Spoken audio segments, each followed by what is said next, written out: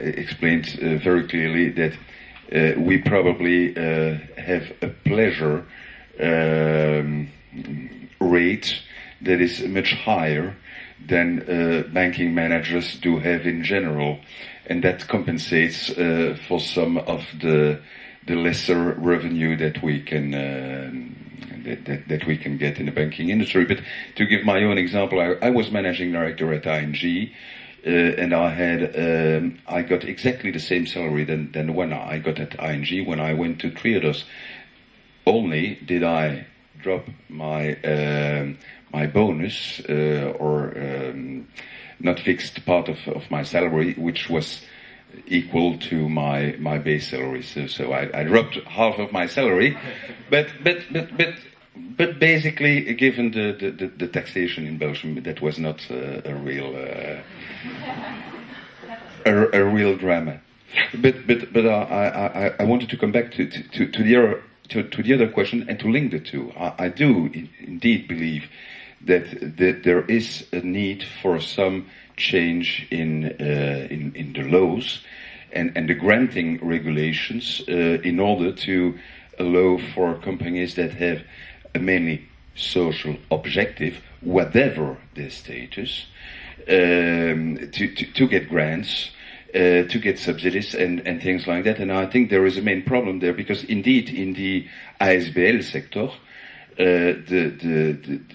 the fact that grants are linked and limited to the ASBL sector also has an impact on the salary they can pay in the sector. And you see very strange differences between cooperative structures and ASBLs. For identical functions, they pay half or even less than in cooperative structures. So there is really a need for change there, absolutely.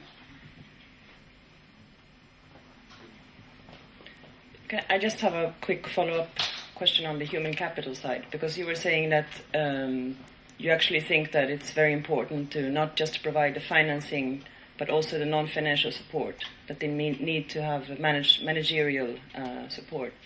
So I'm wondering if you're offering this at Triodos. Yes, but we specialize in our business, which is to be a banker. But we subsidize other organizations that are specialized in providing structural help to organizations, and that's the way that or we try simply to put them in contact. But for instance, I would take a structure like Toolbox, which is a volunteers structure of people in the classical industry, and Laurent is one of them, so I can say this, who volunteer to help ASBLs and social structures to get their act together when they have a problem or something like that. So I think you have other organizations that do both, but we really specialized in the banking sector. Yes, Laurent. What we did also at BNP Paribas Fortis is to create an association of volunteers within the bank in order to assist through MicroStart some social entrepreneurs, for example. That's one thing. What I wanted to comment also on the salary issues, etc., is that even within the bank, like ours in general, there is some differences in the remuneration that you get as a banker working either for the corporate sector or for the public and a social profit sector. So even there are some differences which are unavoidable and that are very much culturally linked, unfortunately. Okay, I think we have time for one last question. I just wanted to ask Olivier, so what made you change the bank from ING to Triodos, and could you maybe link it to the whole story on values and whether you were attracted by the social mission of the Triodos Bank, or was there some other factor that made you decide to go from ING to Triodos? Thank you. In fact, I did not go from ING to Triodos, but I spent 2 years at BNP Paribas as well in Luxembourg. But to be clear on this, first of all, and this message can maybe be hurting some ideas that live around, but I've always been convinced that the banking sector was the sector, together with the education sector, that could realize change in the society. And that's why I stepped within the banking sector. I was interested by both, and I entered into the banking sector because I thought that was the place where you could leverage and change society. And I met, and I still meet, a lot of bankers and even managing directors and CEOs of huge bank institutions who are convinced of this, that they have a social role and that they have a role in society. So I'm not the one who will say the banks are bad, the classical banks are bad, and the ethical banks are good. And I think that in my business as a banker, as a classical banker, I have been able to help and to support a lot of valuable projects in the social sector. Simply, when I was given the opportunity, or when my predecessor asked me whether I knew someone who would be able to succeed him in the Belgian bank, I said, I'll do. And he then told me, okay, but there are 10 candidates, and because we know each other, I will get out of the selection process, and I'll have others decide upon who it will be. And yes, I was lucky enough to get the job. I was also, and still am convinced, that there is no place for 2 or 3 similar banks like this, because otherwise I think I would have created a bank like this in Belgium, but there was no place for 2 Triodos banks in Belgium. Okay. Okay, I think that we need to wrap up. So thank you very, very much to our excellent speakers. I think that it's clear that there's a need for financing of social enterprises, and that the world is not just black and white, but there are lots of different models in between. Thank you.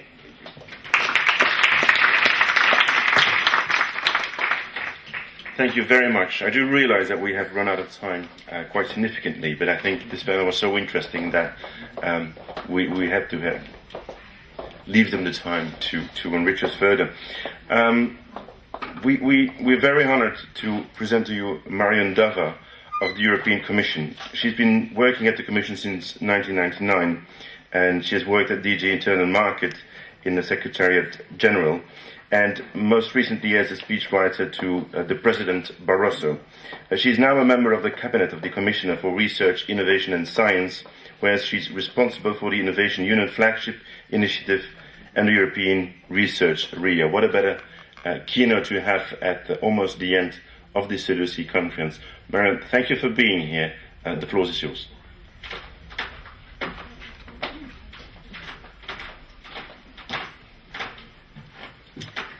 Well, hello everybody. I'm sorry that the keynote is halfway through proceedings, but and thank you very much, Marijke, for inviting me today.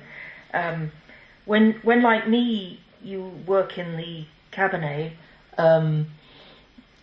attached to Mrs. Gagan Quinn, sometimes you feel very far away from the projects that are being funded. We're mainly concerned with the administration of research rather than the research itself. So it's really refreshing to come to an event like this and to discover really exciting research that is going on, funded through FP7. So I've been asked today to say a few words about what the Commission's doing in 3 fields that are relevant to SELUSI: social innovation, social enterprise, and services innovation. So I'll deal with each one in turn. So first of all, social innovation. Social innovation's been going on for quite a long time, but the actual term social innovation is fairly new. And it's quite a difficult term to really pin down or define. Social innovation can stem from so many different sources. It can come from the private sector, from individuals, from community groups, from the private sector, and it meets new and unmet needs of various kinds. It can also be about, there can be social needs, but it can also be about solving environmental problems, bringing about behavioural change to reduce our environmental impact. And if you look at the examples of social innovation, they're incredibly diverse. They range from fair trade to cooperatives, to hospices, to distance learning, urban farming, the slow food movement. In the UK we have the Big Issue magazine. They're very, very rich and diverse, and this does make it difficult as a phenomenon to actually define in one sentence. And I think that's a problem for politicians like my boss. I think it's a problem for politicians because if you're going to promote and support something, you have to be able to explain to people what it is and explain it in simple terms. And Marika mentioned the big society in the UK, and I think that's one of the problems really that David Cameron has faced in promoting it, is that it's very difficult to get across to people what it is.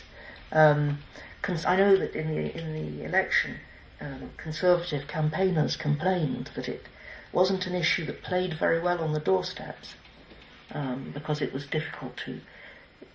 It's too diffuse. It's difficult to explain it.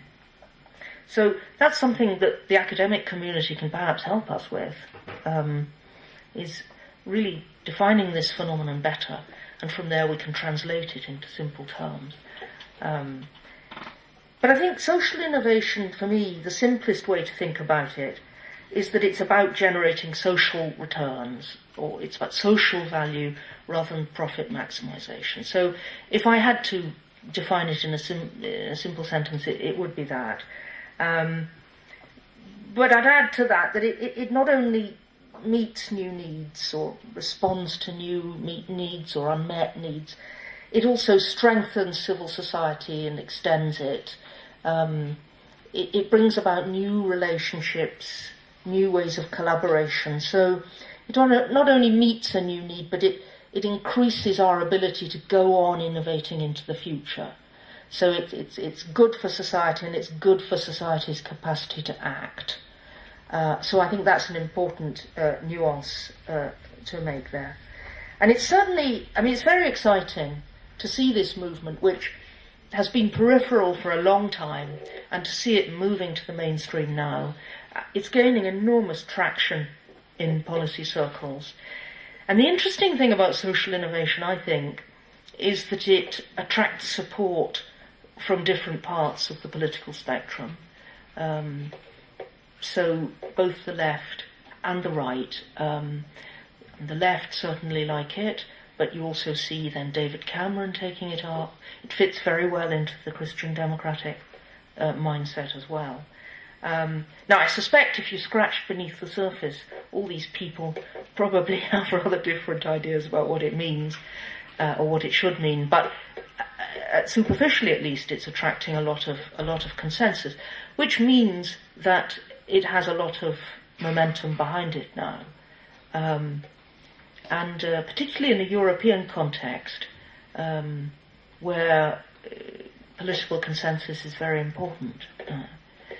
It's not like in a country like the UK, for example, and particularly the UK where we don't have coalition government very often, although we do now, but you tend to have one political tendency dominating. In Europe that never occurs, of course. It's always a mosaic. And so the only ideas that really make it on the European stage are ideas that attract consensus. And social innovation is in that position. So the Commission wants to support social innovation in any way it can. That is quite clear. President Barroso is a big supporter, and obviously a key actor is Commissioner Andor. the Social Affairs and Employment Commissioner. So, as you may know, the Commission's just